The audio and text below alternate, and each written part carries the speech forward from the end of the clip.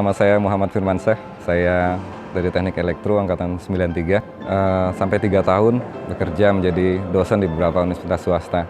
Tahun 2002 saya bergabung di PT PLN Persero dengan penempatan pertama di PLN Distribusi wilayah Sumatera Selatan, Jambi, dan Bengkulu. Setelah beberapa penugasan, saat ini saya bertugas di anak perusahaan di PT Haleora Powerindo, anak perusahaan dari PLN. Halo, saya Buyung Sofiato Munir. Saya Elektro 93, harus kuat. Dari tahun 98 itu kerja di beberapa perusahaan swasta. Tahun 2003 masuk ke PLN, mulai dari di wilayah Sumatera bagian Barat. Terus terakhir tahun 2010 saya di PLN Puslitbang.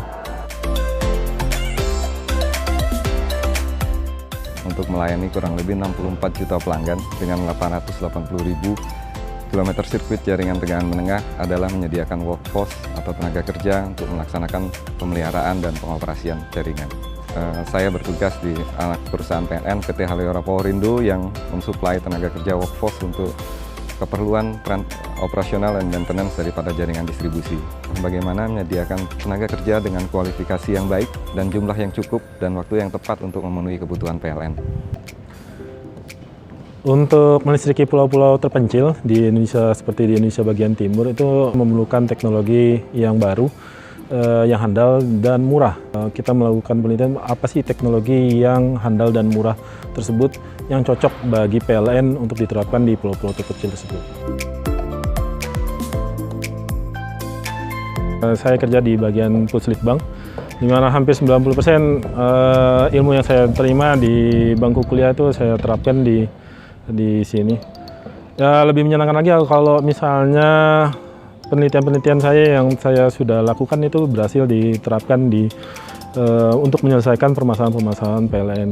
Contohnya seperti di bidang renewable energy untuk kembali melistriki suatu kepulauan. Untuk sampai ke pulau tersebut butuh waktu sekitar 8 jam lah. Sehingga masyarakat di Siput kembali dapat terlistriki secara penuh 24 jam. Pengalaman kami waktu pernah berdinas di Kabupaten Muara Enim, daerah di Sumatera Selatan, ketika pada saat salah satu desa yang baru mendapatkan program listrik desaan dan mulai dilakukan penyalaan, itu kita bisa lihat terlihat sekali kegembiraan warga pada saat menjelang maghrib ketika masjid ramai oleh anak-anak yang berlarian ke sana kemari karena listriknya terang menyala. Juga ibu-ibu yang begitu gembiranya berkumpul di depan-depan TV untuk menyaksikan sinetron favoritnya.